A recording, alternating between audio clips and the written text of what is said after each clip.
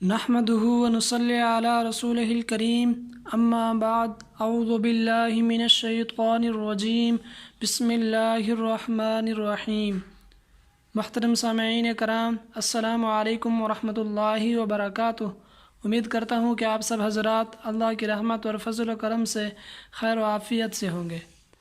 جیسا کہ آپ نے ٹائٹل میں ملاحظہ کیا ہے، آج میں آپ کو استخارہ کی حقیقت، استخارے کا سنت طریقہ اور کسی سے استخارہ کروانا جائز ہے یا نہیں، یا استخارہ کے لیے خواب کا آنا ضروری ہے یا نہیں، اس کے متعلق میں آپ کو بتاؤں گا۔ کیونکہ کچھ لوگوں نے کمنٹس میں مجھ سے پوچھا تھا کہ استخارے کا انہیں طریقہ بتائیں۔ تو ہمارے معاشرے میں یہ بات بھی عام ہے کہ کچھ پروفیشنل ہوتے ہیں استخارہ کرنے والے، کہ لوگ ان کے پاس جاتے ہیں اور کہتے ہیں کہ اچھا یہ لڑکے کا نام ہے، یہ لڑکی کا نام ہے، آپ اس کے بارے میں بتائیے کہ رشتہ کامیاب رہے گا یا نہیں رہے گا۔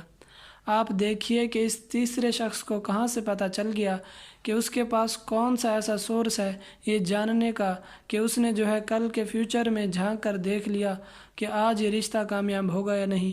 ایسی چیز انسان کے لیے توہمات کے دروازے کھولتی ہے اور اس کے لیے پریشانیوں کا سبب بنتی ہے، اور ایسی چیزوں پر یقین بھی نہیں کرنا چاہیے، کیونکہ اللہ تعالیٰ کے سوا غیب کا علم کسی کو ہے ہی نہیں۔ اچھا، پھر بعض لوگ یہ کہتے ہیں کہ کسی اور کو کہتے ہیں کہ ہمارے لیے استخارہ کر دو۔ اب آپ دیکھیں کہ استخارہ کی دعا میں لکھا ہے کہ یا اللہ یہ بات میرے لیے اچھی ہے تو کر دیں۔ اب کوئی آدمی استخارہ کر رہا ہو تو وہ کیا پڑھے گا کہ میرے لیے اچھی ہے تو کر دے، یا زیادہ سے زیادہ یہ کہے گا کہ اس کے لیے اچھی ہے تو کر دے۔ اچھا، بعض لوگ استخارہ کے ساتھ خواب کو لازم سمجھتے ہیں یا لازم کر دیتے ہیں۔ وہ کہتے ہیں کہ استخارہ اور خواب لازم و ملزوم چیز ہیں۔ اکثر لوگوں کو کہا جاتا ہے کہ استخارہ کر لے تو پھر وہ کہتے ہیں کہ میں نے تو استخارہ کیا، مجھے تو کوئی خواب آیا ہی نہیں، یا میں نے تو کوئی خواب دیکھا نہیں۔ اب تک بہت سے لوگ اس وجہ سے پریشان رہتے ہیں کہ ہمیں سمجھ نہیں آتی کہ کوئی خواب ہمیں اب تک نظر کیوں نہیں آیا۔ یاد رکھیے، قرآن اور سنت کی روشنی میں استخارے کے لیے خواب کا آنا کوئی ضروری نہیں ہے۔ وہ سمپلی کیا ہے، ایک دعا ہے کہ یا اللہ اگر یہ کام اچھا ہے تو مبارک ہو جائے، آسان ہو جائے، نہیں اچھا تو اس کو ہٹا دے، مجھ سے دور کر دے۔ اگر آپ کی دعا قبول ہو گئی، اس کام میں اگر کوئی بہتری ہوئی تو ہو جائے گا، اور اگر وہ نہیں ہوگا یا مبارک ثابت نہیں ہوگا تو وہ بات نہیں بنے گی۔ استخارہ نہ تو نکالا جاتا ہے اور نہ ہی نکلوایا جاتا ہے، استخارہ تو کیا جاتا ہے۔ اور استخارے کا مطلب کیا ہوتا ہے کہ خیر کی دعا مانگنا۔ ہمارے ہاں اس کا کنسپٹ کیا ہے، ہم یہ سمجھتے ہیں کہ شاید استخارہ غیب کا علم جاننے کا نام ہے۔ اس کو ہم نے ایک طرح کی فعل بنا لیا ہے، جبکہ فعل لینا بھی اسلام میں ناپسندیدہ عمل ہے، کیونکہ غیب کا علم تو اللہ کے سوا کسی اور کو ہے ہی نہیں۔ کل کیا ہونے والا ہے یہ کسی کو پتہ نہیں۔ کوئی شخص جو یہ غیب دانی کرے یا دعویٰ کرے یا اس قسم کی کوئی بھی بات کرے تو ہمارے لیے پسندیدہ نہیں ہے۔ اس لیے ہمیں کسی نجومی کے پاس جانے سے منع کیا گیا ہے، ہاتھ دکھانے سے منع کیا گیا ہے، چھپی باتیں معلوم کرانے سے منع کیا گیا ہے، کیونکہ یہ ساری چیزیں انسان کے لیے نقصان دہ ہوتی ہیں۔ تو اس لیے انسان توہمات کا شکار ہو جاتا ہے، انسان کوئی ڈیسیجن نہیں لے پاتا۔ اس لیے ہمارے دین میں ایسی چیز نہیں کہ کالے بلی نظر آ گئی راستے میں یا راستہ کاٹ گئی یہ منحوس ہے، یا کوا بول بڑا تو کوئی آ جائے گا، یا جوتی الٹ گئی تو کچھ ہو جائے گا۔ یہ چھوٹی چھوٹی چیزیں جو ہمارے معاشرے میں یا کسی بھی کلچر میں کچھ نہ کچھ ایسی باتیں عام ہوتی ہیں کہ صبح سویرے اگر فلاں شخص سے ملاقات ہو گئی تو میرے لیے اچھا نہیں ہوگا۔ اس بارے میں دین میں کیا ہے، ہر خیر و شر کا مالک اللہ تعالیٰ کے سوا اور کوئی نہیں۔ اللہ اگر چاہے جس کو نقصان دینا چاہے تو اس کو کوئی فائدہ نہیں دے سکتا، اور اگر اللہ تعالیٰ اسے فائدہ دینا چاہے تو کوئی اسے نقصان نہیں دے سکتا۔ اور کاش، یہ جو لفظ کاش ہے، کاش یہ ہوتا وہ ہوتا، اس پر اعتماد نہیں کرنا، اور نہ ہماری زندگی میں یہ کاش ہونا چاہیے۔ بہت زیادہ کاش بھی کہنے سے منع کیا گیا ہے، کیونکہ یہ شیطان کا دروازہ کھول دیتا ہے۔ پھر شیطان انسان کے دل میں وسوسے ڈالنے کا موقع مل جاتا ہے، انسان کے دل میں حسرت پیدا کرتا ہے۔ اب بعض اوقات ایسا ہوتا ہے کہ رشتہ دار گھر سے نکلتا ہے، اچانک کوئی ایکسیڈنٹ ہو جاتا ہے تو عموماً لوگ ایسے کہتے ہیں کہ کاش وہ جاتا ہی نہ، وہ ایسا کرتا ہی نہ، ایسا ہوتا تو یہ بات ہوتی۔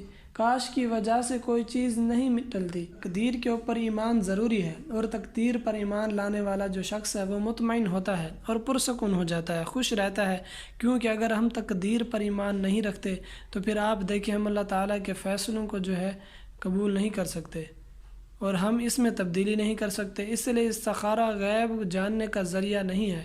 اس کا مسنون طریقہ کیا ہے؟ استخارہ کس طرح سے کرنا چاہیے؟ استخارہ زندگی میں جب بھی انسان کو کوئی اہم کام جو ہے پیش آئے، کوئی اہم معاملہ سامنے آئے، تو اس موقع پر انسان کو 2 رکعت نفل پڑھ کر دعا مانگنی چاہیے۔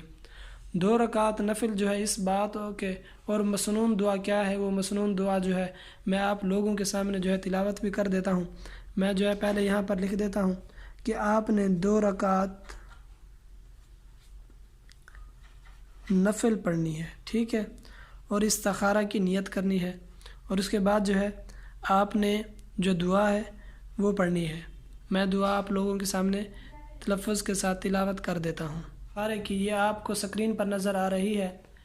اللہم انی استخیرک بعلمک واستقدرک بقدرتک واسألک من فضلک العظیم فإنک تقدر ولا اقدر وتعلم ولا اعلم وانت علام الغیوب اللہم ان کنت تعلم ان هذا الامر خیر لی فی دینی ومعاشی وعاقبت امری فاقدرہ لی ویسرہ لی ثم بارک لی فیہ وإن کنت تعلم ان هذا الامر شر لی فی دینی ومعاشی وعاقبت امری فاصرفہ عنی واصرفنی عنہ واقدر لی الخیر حیث کان ثم ارضنی بہ۔ تو یہ جو ہے استخارے کی دعا ہے۔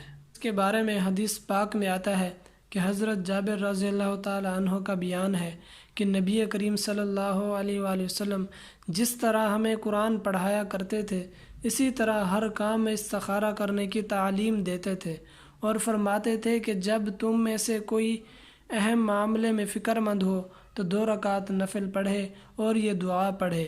یعنی آپ صلی اللہ علیہ وآلہ وسلم جیسے قرآن پاک کی کوئی صورت سکھاتے تھے، ایسے ہی یہ دعا جو ہے اپنے صحابہ کرام رضی اللہ تعالی عنہم اجمعین کو سکھاتے تھے، اور ساتھ ہی کیا تعلیم دیتے تھے کہ جب بھی کوئی اہم کام ہو، اہم معاملہ ہو تو کیا کرو؟ نفل پڑھ کر یہ دعا کرو۔ اہم کاموں میں خود مثلاً اگر کسی کی شادی ہے، یہ اہم معاملہ ہے، جس کی شادی ہے وہ خود بھی یہ نفل پڑھے اور دعا کرے، اور ماں باپ یا ماں باپ میں سے کوئی ایک جو ہے یہ عمل کریں۔ اس کا ترجمہ کیا ہے اور یہ کیوں پڑھایا جائے؟ نبی کریم صلی اللہ علیہ وآلہ وسلم نے فرمایا، استخارہ کرنے والا کبھی نامراد نہیں ہوتا، استخارہ کرنے والا کبھی نامراد نہیں ہوتا، مشورہ کرنے والا کبھی نادم نہیں ہوتا، اور کفایت شعاری سے کام لینے والا کبھی کسی کا محتاج نہیں ہوتا، اور جو شخص مشورہ کرتا ہے اس کو شرمندگی نہیں ہوتی، اور جو شخص بچت سے کام لیتا ہے پھر وہ کسی کا محتاج نہیں ہوتا، کیونکہ وہ اپنی ضرورت کے لیے پہلے سے ہی کچھ نہ کچھ جو ہے تیاری کر کے رکھتا ہے۔ اور اللہ تعالیٰ سے استخارہ کرنا یعنی ایک طرح سے مشورہ کرنا بھی ہے اور خیر کی دعا مانگنا ہے۔ یہ انسان کے لیے سعادت کی بات ہے کہ وہ کسی اہم معاملے میں اپنے رب سے مشورہ کرتا ہے اور پھر اس کے فیصلے پر راضی ہے۔ اور آپ جانتے ہیں کہ تقدیر پر راضی ہونا جو ہے ایمان کا حصہ ہے۔